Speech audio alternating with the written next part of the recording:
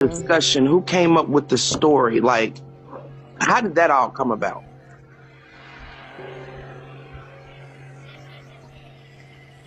It wasn't even really a story that was given to me. So you made it up? Parts of it, yeah. I mean, some of it has to do with my own essay. If you recall, I've been essayed as well. Half of that has to do with, like, or I shouldn't say half of it. I mean, a lot of it has to do with my own essay. I shouldn't say half of it because I don't really know if it's even half. There are parts of that story that have to do with my own essay, yes.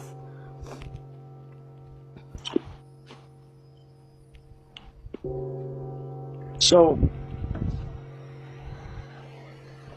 you weren't following this story at all? Like, you just... No.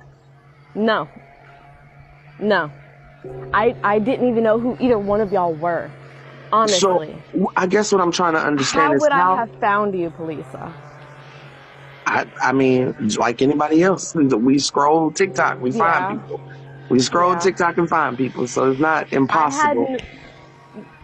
So that's the thing. I had seen I Speak's content. I didn't stop for any of it because I like to watch funny stuff on TikTok. None of his shit was funny to me. It's all fucking boring, honestly. And I feel like you had to know something, though, to create a story that would be so believable, because you spoke on things that were kind of specific to his character. You even said at one point that he said something racial to you. Mm-hmm. So it wasn't his character. But it is. I speaks on race issues. His arrogance is very much in his character. It might be like,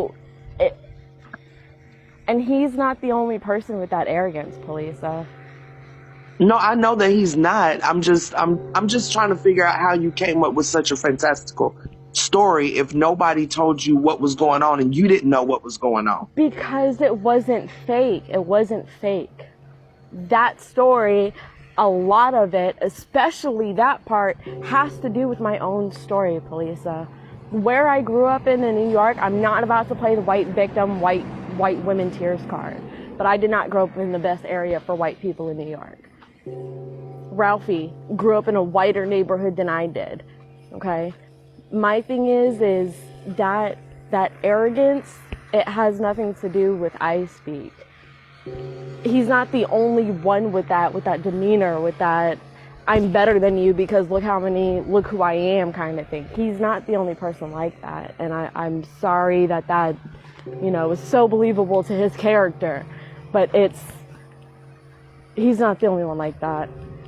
And I had listened to a little bit of your story before I came up.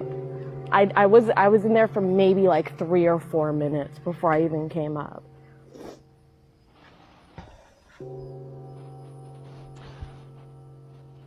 So when you contacted Stephen, are you saying that he told you to just come up with a story and jump in her inbox and tell this story? And because you said on the live the other day that he said that he thought it would help my case. Well, how did that conversation go exactly? Can you break down that conversation for me?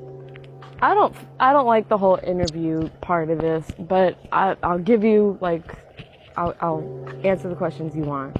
I didn't start any Tofia drama. I don't even know who Tofia is, or Tofia. I don't know who that is. Who is? Tofia? Tofia? Oh, I don't know either. I mean, I feel like we can ignore the comments. It's me and you. Just me and you. So, yeah, can you tell me like how that conversation went? It was just basically, he said he was, I don't know how to explain it.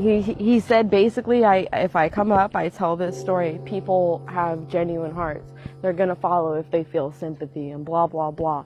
And that's why he said that all these people that get on live and they just beg for money and they have this good old story, it's because people follow people who have, like, sympathy, I guess. or you get followers with sympathy, kind of.